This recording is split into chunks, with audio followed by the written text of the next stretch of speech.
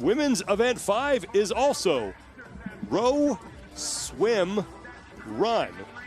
2,000 meters on the rower, then the 250-meter swim, and now the teams did 2,400 meters. Now the individuals will do 2,000 meters. I want to thank Chris Hinshaw for joining us. Chris, thanks so much. We really appreciate all your insight. It's always a pleasure to listen to you. Bill Grundler now steps in for Tommy Marquez, and this is the way that this event will play out, much like the team event did. They will row, and then they will make their way to the ramp, into the water, 250-meter swim, then the left turn up to the Bayside stage, and they will be arranged by their position in the overall standings. First place athlete will be closest to the finish line, second, third, and so on as you work your way down the floor here. I love this setup, Sean, and I'm really happy to be here with you guys. Finally, I got to watch the teams on the outset. I get to play here with the individuals. This is a great race. I love when they set up triathlons and putting this together. But, you have to remember that every time you're in Wodapalooza, you're going to do a swim. And those that have the skill are going to do well, and those that don't are going to suffer. So this is all about the swimmers unite. So hopefully you've united some swim technique in your training and before you came here, and then get to use that to your advantage. And then you got to recognize that run. We heard Chris talking about how important it is to have the ability to run barefoot, because this is no joke with that distance. If you're not used to that training, you definitely can't take it for granted, because it could do some damage. All the women will be on the floor at the same time here. Here are your overall standings. Ellie Turner, who won the opening 2 events, perfect on day 1. She sits atop the overall standings, 379 points. Emma McQuaid has a 9-point lead over Shadburn and Spiegel for second. Fisa Gaffi is slowly climbing up the leaderboard in 5th, as is Emma Tall. She now sits in 6th place. Ellie Turner has looked incredible these last 2 days. And I mean, if you're going to have anyone hop in the water on a swim event, you have to be worried just by the fact that she's Australian. Those Australians play in the water on a regular basis, so they seem to have a natural, general ability that most people don't. But it's not that long, so we have to see if she can really use it to her advantage.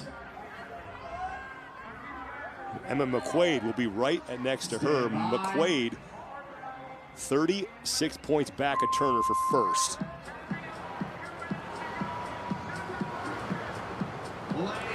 So we get started on this row, and Chris, talk to me about this one. I think personally, every time we see a row at the beginning of an event, everyone goes, okay, I need to make sure that I kind of pace myself through this or not crush myself. The row has been notorious for being that piece of equipment that will either, you won't win it on the row, but you will definitely kill yourself on the row. But a lot of ladies within striking distance of your top 3. Especially if you have a swim following that row. I mean, the swim creates a lot of fear for a lot of people. And I know it's only 250 meters, but if you're not comfortable in the water, the ocean and just the elements within the ocean are going to create this level of concern that, uh-oh. And that is the problem. If you have some confidence, in swimming in the ocean, this is a massive advantage. We saw every time when the CrossFit Games was down in Carson in Los Angeles, when Dave would put up workouts where we had to go to the ocean and swim, you saw huge hesitancy from the bulk of the athletes where they stood at the edge of the water and waited. That was fear. And what you have is always that element for someone who is jumping in the water, hypoxic, under fatigue, because that is the first thing when they jump in, I'm going to swallow water because I need to take a breath. Well, I mean, if you think about it, if you rode too hard on this rower, you're now out of breath. And if you're not a competent swimmer, then you're thinking, well, how am I supposed to hold my breath if I'm swimming? That's right. I can't breathe anymore. So, you see some of these athletes, and, you always talk about breathing, and actually, doing some of these events with you, I've learned to watch the way people breathe. I mean, even here on the row. Can you imagine doing the row? You see right there in the middle of your screen, mouth is closed. So she's not taking in a whole lot of oxygen as she's working herself through this, getting into, her swim. So Fee right there, I mean, I don't know if that would be for Fisa Gaffi if she's just that comfortable. But I mean, I wouldn't want to do that. I mean, especially if I'm in her position where I'm sitting in 5th, it's like, it's time to take some risk. I mean, here we are. It's like, we got to go. And what she also needs to realize is that when she gets off the road, there is a small amount of transition to get you ready for that swim. And there's a number of things that you have to do to get ready for the swim. Number one, I love the fact that she's got her swim cap and goggles on. Yep. That's a sign that she's ready to go. The other thing, though, what she needs to do is when she's transitioning during that 150 meters, which let's say is 45 seconds, she's, like you said, get her breathing back under control. She's got to get comfortable so she's not hypoxic jumping in the water. That's going to be the biggest disruption for any of these athletes, is getting their swimming breath under control. Because when you breathe on a rower, let's face it, you can breathe whenever you want. Wodapalooza is the final event of the, I guess what you would call the off season, because the game season is right around the corner. Go to open.crossfit.com to register and do some fitness with friends in your affiliate, your garage, or wherever you choose to do the open workouts. It's always a lot of fun. As Emma McQuaid in second place, coming off an event win last night in event number 4. 343 total points, 36 points back of Ellie Turner for first place. You know, and I'm thinking about what you're talking about, Chris, equipment placement. Yeah. Cap in the strap right there, goggles down and around. Now, I think, you know, we're down here in Miami. It's warm today. And so I'm thinking that, you know, the idea of not having the cap on your head is you don't want to get overheated. You don't want to be sweating. I know myself, if I'm going to be running down or racing through that transition, I don't want to have to worry about getting it, you know, put the cap on. I think I would want to have it on. Is there an advantage? Or why even wear the cap at that point? Well, I mean, part of the thing, for women, if you have a lot of hair, the problem is if you don't get that cap on properly and the tucking of the hair back up in there, it's going to fall off on you and the hair is going to come out. And that's going to create an element of drag, and that's going to be a frustration. Myself, you know what? Men's haircut, I still, when I swim, I'll wear 2 swim caps because I want to squeeze out all of the available air so I never worry about that cap coming off, because my goggles are outside of that cap. And as soon as I lose eyesight, now I am in trouble. I'm a good swimmer, but as soon as I lose my goggles, now I'm thinking about negative things instead of getting after it. Make sure, Sean, you keep that cap on top of your head before you get started. Keep it I'd still recommend here. Yeah. I'd recommend Sean wear 2 caps. Thank you. Yep. Go with my floaties. Yep. See Bethany Shadber right there. Now, I like the way Bethany looks, very comfortable. Nice, good pull. She doesn't look like she's overextending herself necessarily. Danny Spiegel right behind her in the all black looks much more, relaxed. I think she's really trying to use her legs a lot more. You see her really leaning in, trying to get as much distance and length on that cable as she can. But what's beautiful, but what Danny Spiegel's doing is she's doing her own strategy. Right. She's got a slower stroke rate. Let's face it, Danny Spiegel has a tremendous amount of power. And so use that to your advantage in this event.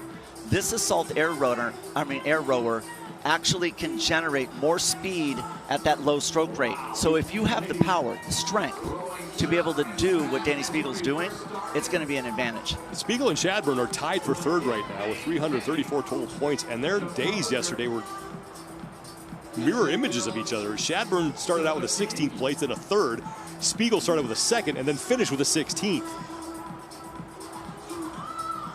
And I think it's great that they're sitting right next to each other, knowing that they're tied up, knowing that they need to put some distance between themselves, because again, this is moving day, so they have to start, like you were talking, Chris, they need to start taking a little bit of a risk here.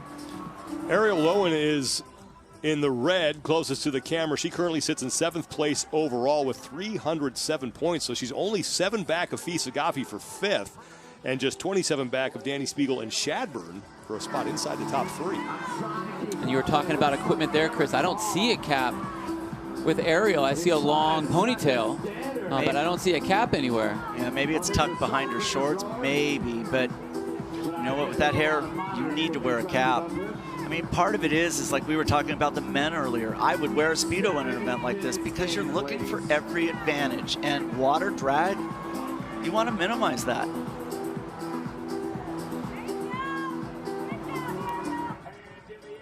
So we were talking earlier about the difference between these equipment, and Mayfem even mentioned that this is a different type of device than a Concept 2. One of the big differences is that it sits taller. It's about 2 inches taller, that rail, from a Concept 2. And so it takes some getting used to. The other thing also is that the feet placement is a little bit higher. Looks like Emma Tall is going to be the first woman out of the rower. Wow. 7:41. We saw some other judges' hands in the air, but one of them was on Ellie Turner. Wow. Emma Tall, 6th place overall, and she has a bit of momentum, a 3rd and a 4th on day number 2. So Emma McQuaid, here comes Bethany Shadburn. And there's Emily Rolfe. You know, and I expected her to be kind of up here in the mix for sure. She's so great at those endurance events and even with the swimming events too. So I'm thinking that we're going to see Emily kind of creep her way up into the standings before they get to that air runner. Yep. But I would be concerned about Bethany Shadburn. I mean, when she gets on that runner, she's going to go. Yeah. She's going to go. I was talking to her coach, Justin Kotler, before last season, and he said to me, he goes, you'd be surprised, people would be surprised of how good of an engine she really has. It's phenomenal. I mean, she was in that West Coast Classic. Yep. That ruck event. I mean, it was obvious who was going to win on that first lap. And it was just like... Let's go down to Jamie, who is there where the athletes are getting into the water. Jamie? The women are making their way down that ramp, sprinting down there, heading into that water. I was able to talk to Emily Rolfe before this. She was really looking forward to this event. She did talk about having to push that on the rower because you do not want to be the ones in the back of that pack getting jammed up at this ramp, and especially not in the back of that pack of the swimming. So looking to get ahead on the rower, to be one of the first ones in the water was a huge advantage. You know, and I think as far as Wodapalooza goes, this is one of the shorter events on the swimming side that they've ever had. You know, I heard you talking about on the team division that it was nice that they had that because it was a safe way to bring people out to Miami, make sure that they can do that. It's interesting that even on this short amount of a distance, I mean, you're talking, what do you think, 3 minutes? If they're talking, if it's 250, maybe 300 meters, somewhere around there. It's about 5 minutes. 5 minutes. Yeah. Now, you, as a good swimmer, you can make up 30 seconds to a minute compared to who you have to compete with. And I think that we would see some of those athletes that you kind of have to go 2 ways off that rower. I know I'm not a good swimmer, so I need to at least get in the water and have a little bit of a buffer. And I don't know, one of the ways, this is the way I do it, Chris, is you can kind of tell who the good swimmers are going to be, how they enter the water. A lot of belly flops or pinching the noses or whatever versus the nice dives. Yep. But then you want to see, it's who's going to have this nice relaxing stroke. So if you're a good swimmer, you can make up a lot of time and still be, I mean, almost in active recovery in this area if you know how to breathe. Totally agree with you. You know, in the Ironman in Kona, it's a 2.4 mile ocean swim. And I came from a swimming background, and I never understood as a kid, what was the point? It seems like a total waste of time. It's only an hour. And that's the truth, is that if you are a decent swimmer, this is going to relax you. And it's almost like a way to reframe what you're about to go into. The whole time during the swim, it's like, I'm going to recover, and then I'm going to hit the gas again. And that's the advantage of being a good swimmer. The other thing I think that's important to note is, a lot of these athletes, if they don't have the ocean right next to them, they're going to be in either a lake, which is usually some fairly controlled water, or indoor. Well, look at the chop that's on the water. So, I mean, we don't necessarily have waves as if it was like a beach break, but you do have a lot of chop. It is choppy out there with all those boats, and so that changes your stroke. And, with everything, it seems like in these events, any little minor change, just like you were talking about with the rower being 2 inches higher, any little adjustment like that gets you out of your normal routine, and now all of a sudden you start to think about it. When you think about it, you feel it a little bit more. I'm not going to lie, Sean, I saw a 12-foot beluga out there when I was walking over to do the death show. So there are animals out there, and just that fear, being in people's heads is going to freak them out, and it changes whether they've been doing pool swimming or not. You're correct on that. For me, being a swimmer, I don't think about sharks in the water, but non-swimmers, 100% of them do. That's the last thing you want to be thinking about when you're in the water. Well, because I think it is that if you're a swimmer, you're never going to be in last place, and the shark's going to get the person in last place. Look at the way she was spotting. Her head comes up, so she's not changing her body position at all. Her head raises up, and then she goes to the side.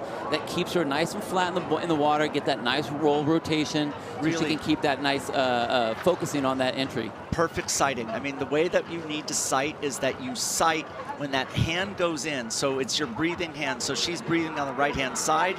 When that right hand hits the water, it's going to put pressure on the water, and when you feel the pressure on the water, you pop your eyes up out of the water, you get your vision, head goes back down, and then you breathe. So what you want to do is feel the pressure, and that pressure allows the head to naturally rise. The key is that when you are sighting, you do not want that head to go up high. The higher the head goes, the more the hips sink and the slower you go. The key is shallow head height. Keep it low. A little hard to tell who is. That's Emma Tall, who is making her way to the runner. Emma was the first woman into the water after completing the row, the 2,000-meter row. Now she's got to do 2,000 meters on the air runner, and Ellie Turner. Wow. She's got the last one in the sunshine. Well, I take that back. They are not letting them go based on their overall standings like they did with the teams. So it's first come, first serve. So Emma Tall is on the right, and we will try to figure out who's on the left there. Chris, when you're making this transition from the water to all of a sudden having to go to a run, I know that in triathlon realm, you have a nice little transition where you can kind of, either pulling off your wetsuit or getting your shoes on or whatever. What's that tempo look like? Let me just jump in there, Bill, really fast. It's Lucy Campbell who's on the left, and then Emma Tall on the right. So Lucy Campbell, the first woman out of the water. And now our third athlete coming out of the water. Bill, they should all be accelerating their kick with the last 30 seconds to go in the swim. All of the blood when you swim is sitting in the shoulders. You need to transfer it to the legs, and the way to do it is accelerate your kick in the last 30 seconds so that when you stand, the blood is already in the legs. Here comes Paige Powers. Wow, good for her. So Emma Tall, Lucy Campbell, Bethany Shadburn is out, Emily Rolfe are all getting out of the water. Julia Cato, who's tied for 31st, she was one of the first women out of the water as well. So Bethany Shadburn starting 1 minute and 33 seconds behind the leaders. That's a lot of time to make up, a lot. But I tell you, I think she's in a great position being right next to Emily Rolfe. We saw Emily at the games. This is one of the events that she did really well in was those long runs, and so she's able to have a nice cadence. So I think for both of those athletes, it's really gonna bode well for them because they'll be able to pace off each other. We mentioned Lucy Campbell as more women are coming out of the water here. She's 9th overall, so inside the top 10 with 272 points. Looking to work her way up the standings and maybe get into striking position for a spot inside the top 5 here. I think can we see Emma McQuaid come out just then? Yeah, I think Emma McQuaid is out, and then Ellie Turner was out after her. So Ellie Turner, again, your overall leader with a 36-point lead over Emma McQuaid. These are your first two women out. Lucy Campbell's on the left, and then Emma Tall is on the right. So if you've been watching our coverage all day for the teams, they slotted them in based on where they were in the overall standings. They are not doing that with the individuals. It's whoever gets out first goes to the far runner. They just fill in behind that athlete. 2,000 meters they need to complete here. Lucy on the left-hand side of your screen, the all black, looks very comfortable. I agree with you. Yeah, I mean, I think she's got I don't want to say she has a high cadence, compared to what Emma Tall has, but I love the tempo. She looks great.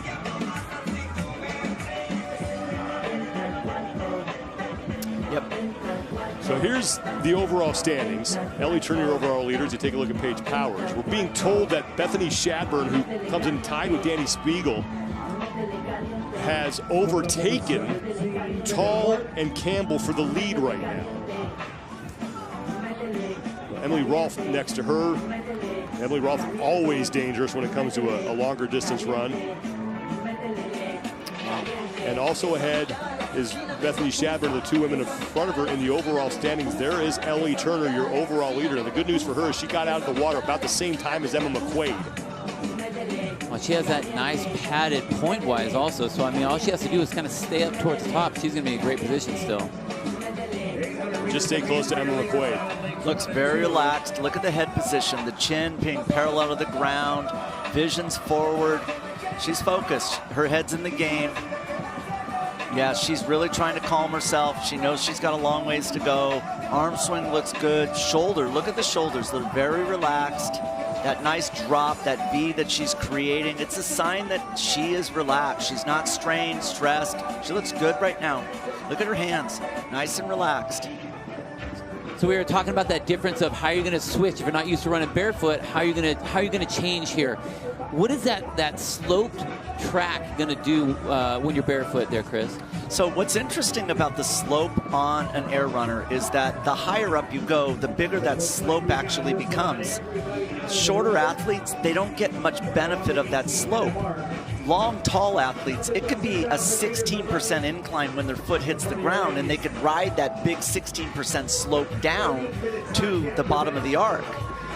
When an athlete has no shoes on, there is a real high tendency to want to land on the ball of the foot because they're afraid that they're going to damage the heel, bruise the heel. Let's face it, the heel is not a shock-absorbing piece of equipment. So what happens is that you're going to blow out the quads. Landing on the ball of the foot is going to force you to be more quad dominant. Danny Spiegel was 8th out of the water, tied with Bethany Shadburn for 3rd. So Shadburn has a lead right now on Spiegel, trying to separate herself in that race for the final spot on the podium right now. Both Shadburn and Spiegel tied at 334 points. That was really smart of Danny Spiegel. You saw her shaking out her arms. The reason why that's important is because your arms, if they're tight, if they're stressed, if your shoulders are rising, it will shrink your stride length, and your stride length will become naturally short. Shaking out the arms, relaxing the shoulders allows the stride length to open. She is just trying to find a sustainable speed, and by relaxing the shoulders, it accelerates that process. Just a look at the venue that we have here. One of the venues that we have here at Wodapalooza. Bayside, of course, one of the more iconic ones where you get that great backdrop of either the Miami skyline or the Atlantic Ocean. Yeah, pick your poison out of those two beauties, huh? But the vision of what's happening here, you come here when there's no event, and you try and visualize, it's like, wait a minute, where did they put that giant weight? And somehow they were able to squeeze this in. I mean, that stadium where you're looking, the bleachers, it's overlooking like a giant fountain. And underneath it is that fountain. Yeah, the crew does a great job of putting together all of this and getting all those, I mean, hundreds of people in all those seats. It's amazing what they put together. What I love about it, though, is that it reminds me of the old tennis stadium. You've got the crowd right on the audience.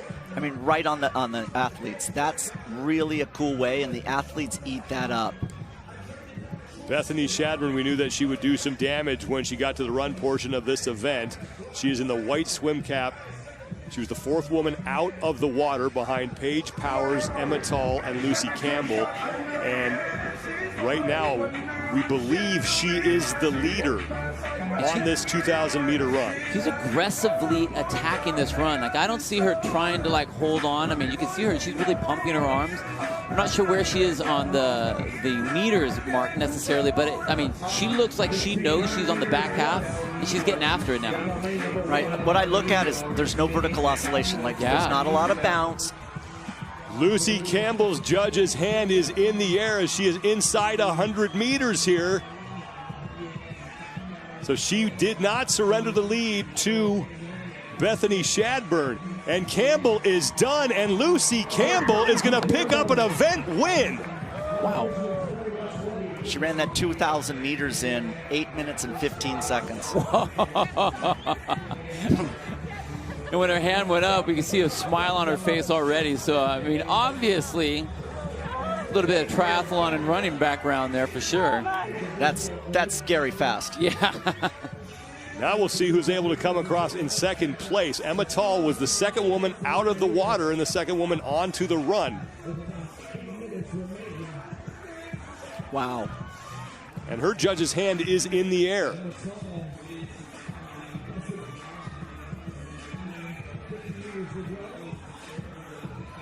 Now you see the pace starting to quicken, at least from some of the women who were the first out of the water. Paige Powers is there.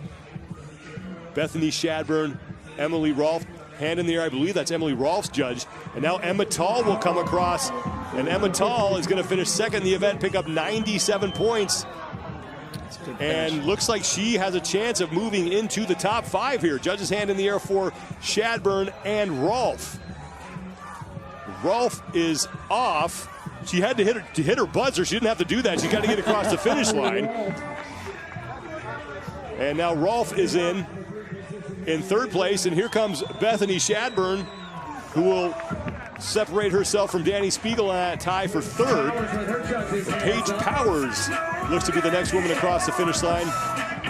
This is going to be big for Paige Powers, 17th place overall coming into this event, so she will move up the overall standings.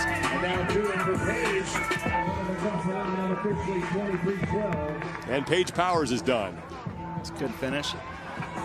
But Ellie Turner now is watching the women behind her in the overall standings take some points away from her. But the good news for Ellie Turner is the woman right behind her has yet to finish, and that is Emma McQuaid. Emma McQuaid in second place, 36 points back of Turner. So Shadburn, who sits in third place, can creep closer to Turner if she gets some help here. And she's gotten a little bit, but she could use some more to really tighten that, or decrease that deficit. Now, Turner's judge's hand is in the air, so she's looking to do some damage control now and get across the finish line. She is done, and she will get in about 24 minutes, 10 seconds.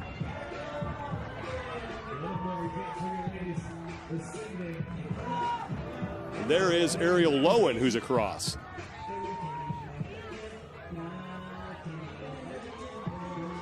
Danny Spiegel's judge's hand is in the air. Have another athlete getting off the runner.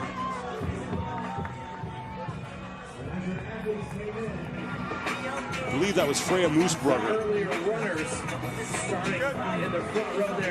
And now more people, Emma McQuaid finishing.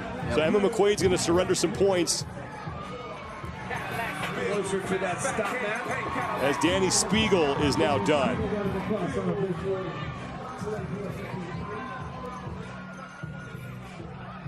I think we saw Kendall Vinciletti come across as well. Sylvia Garcia, I think, is in. So now it's a mad dash to the finish line. Less than 5 minutes to go before we hit the time cap.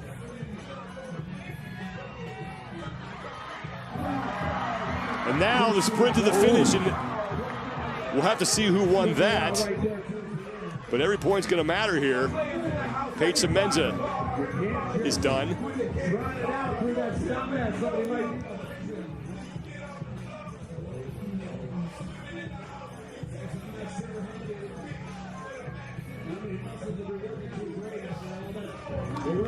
That's Chloe Govan-David.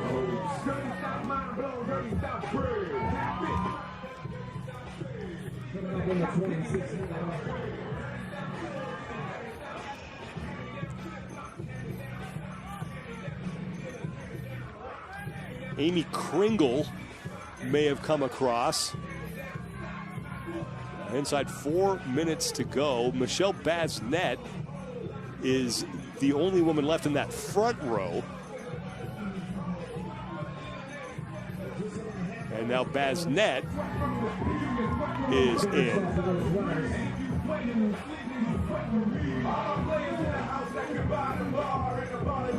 About 3.5 minutes remaining. Ladies, be careful. 3.5 minutes remaining here. Chris, when you watch these athletes coming in like this, when you have these big races, especially something like that, I mean, my goodness, way to have all that gas left in the tank. But you know, when you see these runners running when they're on that air runner, do you ever sit there and kind of bring your grip a little bit and like, oh, I can make you a monster? The things I could do with what you have, with that basic skill you have. You would hate to drive cross country with me because every person you see, I'm going to comment on. You would hate it. I'd wake you up at 2 a.m. I feel like I'd wake you up. I probably do the same thing about air squats on people. There you go. No, it's very hard not to do it. As a matter of fact, when they run by, it still burns in my head. Here comes Fisa Gaffi, who came into this event in 5th place overall. And now another sprint to the finish.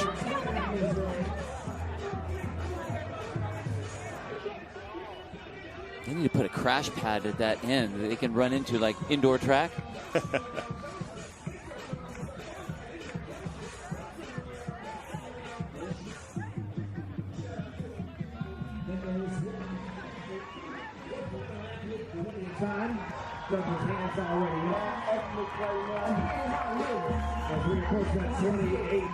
We are now inside 2 minutes to go as the final couple of athletes are starting to trickle in here.